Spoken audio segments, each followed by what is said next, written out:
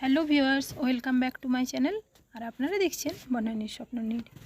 আজ বানিয়েছি আটা আর সুজি দিয়ে খুবই মজাদার একটি রেসিপি। এটি আপনারা টিফিন হিসাবে ব্যবহার করতে পারেন।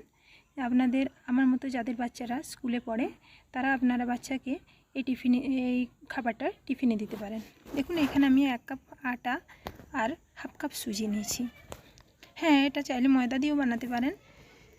আর আমি এটা মিষ্টি মিষ্টি করে বানিয়েছি, তাই এখানে নিয়েছি হাফ কাপের চেয়ে কিছুটা কম চিনি।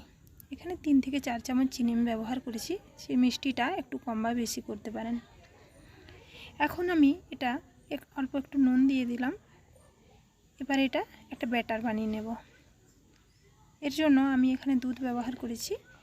এটা রুম টেম্পারেচারে রাখা দুধটা প্রায় ওই কাপেরই 2 কাপের মতো নিয়েছি আমি। পুরো দুধটাই ব্যবহার করে লেগে গেছে আমার ব্যাটারটা বানাতে। দেখুন, ধীরে ধীরে আমি এরকম একটা ব্যাটার বানিয়ে রেখেছি। কিছুক্ষণ ঢাকা দিয়ে রেখেছি। এখন অল্প একটু খাবার সোডা আমি ব্যবহার করব। খাবার সোডা বা মিঠা সোডা আপনারা যেটা বলেন, এটা আমি এখন দিয়ে দেব। খুবই ছোট চামচের হাফ চামচ মতো খাবার সোডা আমি এখানে ব্যবহার করলাম। এবার খাবার সোডাটা এই মিশ্রণটার সাথে মিশিয়ে নিয়ে এখন আমি একটা আপাম তাওয়াতে এগুলো বানিয়ে নেব। আপাম তাওয়াটা আমি গ্যাসে গরম হতে দিয়েছি। এখন অল্প অল্প তেল আমি ব্রাশ করে নেব। এটা চাইলে ঘি দিয়েও বানানো যায়। আর হ্যাঁ, মিশ্রণটাতে 1 চিমটে মতো এলাচের গুঁড়ো দিয়েছি। এবার খুব অল্প অল্প মিশ্রণ বা ব্যাটারটা আমি এই আপাম তাওয়াটায় প্রতিটাতে দিয়ে দেব। দেখুন, এইভাবে আমি দিয়েছি। এরপর ওপর থেকে একটা করে কিশমিশ দিয়ে সাজিয়ে নেব। দেখতেও ভালো লাগবে, আবার খেতেও ভালো লাগবে।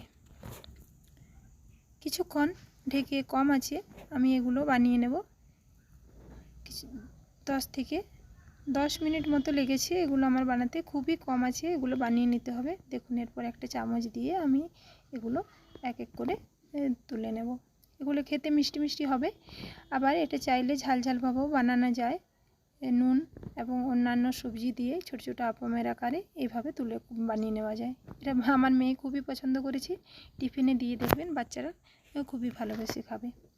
এগুলো খুবই সফট হয়েছে এবং খেতেও খুবই ভালো লেগেছে। আমার তো খুবই ভালো লেগেছে। দেখুন ভেতরটা কতটা সফট হয়েছে, স্পঞ্জি হয়েছে। আপনারা এইভাবে বানিয়ে এটা টিফিন হিসাবে দিতে পারেন বা বিকেলের নাস্তা হিসেবেও ব্যবহার করা যেতে পারে।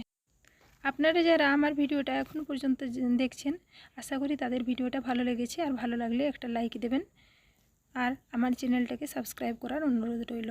ধন্যবাদ।